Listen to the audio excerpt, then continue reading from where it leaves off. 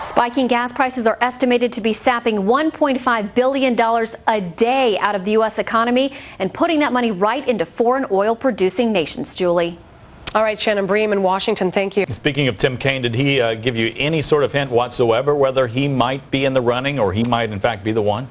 You know, he's been very evasive, Todd, and we did put the question to him straight out today. He may have dodged the question a little bit about whether he'll end up on the ticket, but he didn't miss the opportunity to take a jab at Republicans. Here's what he had to say. Oh, well, if you can't get it out of him, nobody can. So, all right. Thanks, Shannon. We're working on it. Okay. Sure. Thanks. Well, on 9/11, just 9 months into his administration, President Bush was left with just a third of his national security appointees having made it all the way through the Senate confirmation process. Well, he doesn't want that to happen to the next president, so the White House has gotten very proactive about prepping the next administration. From across the country and across the political spectrum, the freshman class is coming together. And the newest members will also have a front row seat to the showdown over a proposed stimulus package this week. Democrats say it is crucial to jumpstarting the economy, while Republicans say it's time to put the brakes on any more bailouts. Julie, all right, be an Shannon. Exciting week. Anyway, Shannon Bream, thank you very much. And the leaders for the big three automakers are due to submit those plans by December 2nd. And I can tell you the expectations on Capitol Hill will be very high when they get around to doing that. Hi, Julie. Well, her tenure is coming to an end, and Secretary of State Condoleezza Rice is sounding very reflective today, talking about the Bush administration's successes and things she wishes had been done differently. She says now the U.S. can move ahead differently with a different network of intelligence information. But with all that in place, we still can't afford to miss a thing. She said earlier today, we have to be right 100% of the time, but the terrorists only have to get it right once. Julie. Shannon Bream in Washington. Thank you, Shannon.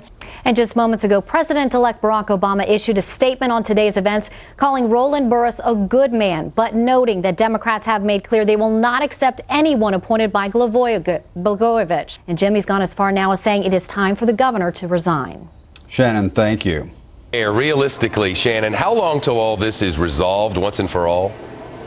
You know, every time I think we can nail down something solid with this, we get another twist. But there are several things that are still going to have to happen here. We know that Senator Reid is very firm on the fact that he wants Burris to get his impeachment testimony over with before the Illinois House panel tomorrow. That'll be checked off the list tomorrow. There's this issue of Jesse White's signature. The Illinois Supreme Court could rule on that at any point. And then even once those things are off the table, Reid says he is going to send this to the Senate Rules Committee.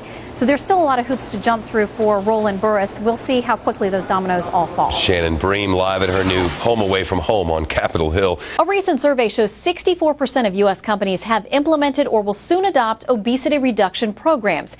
It remains to be seen if they'll survive as more cities and states add protections for overweight employees. In Washington, Shannon Bream, Fox News. They're not going to get very close, most of them, to the action at the Capitol Dome. So the Jumbotrons are lining the National Mall all the way from the Capitol to the Washington Monument and all the way to the Lincoln Memorial. 21 of them are going to be set up so folks can get as close as possible to the sense of history that they're flooding into Washington to be a part of. Brett? Did you ever think you'd do a live shot saying the line, the largest gathering of porta potties at any event? No, I'm very proud, and I will put that on my resume that I'm now a porta potty expert. I know a little bit of history about it. Shannon, thank you. Day. They certainly are. You mentioned the excitement and the buzz that's going on in D.C., and it's certainly building here on the Mall. You can see the Capitol Dome over my left shoulder. That is where the parade will kick off. Most people will probably end up here on the National Mall, and Chef, they've got 21 Jumbotrons set up for them so they can watch the action even if they can't be any closer than this. You know, they are predicting up to 3 million people, possibly by some estimates, that are still out there, and I think every person who can cram themselves in here or on some side street is going to do everything they can to get here. Sure seems that way. Shannon Bream down on the Mall. Shannon, good. Thank you. Several key Republicans are saying today only that if Gregg does leave the Senate, it will not change the balance of power there. But none of them is willing to say that any kind of formal deal has been worked out. Julie. All right, Shannon Bream, thank you so much. One of the demographers behind this new study told me this group of students will only continue to skyrocket. He estimates that next year alone, 300,000 children of illegal immigrants will enter the U.S. school system.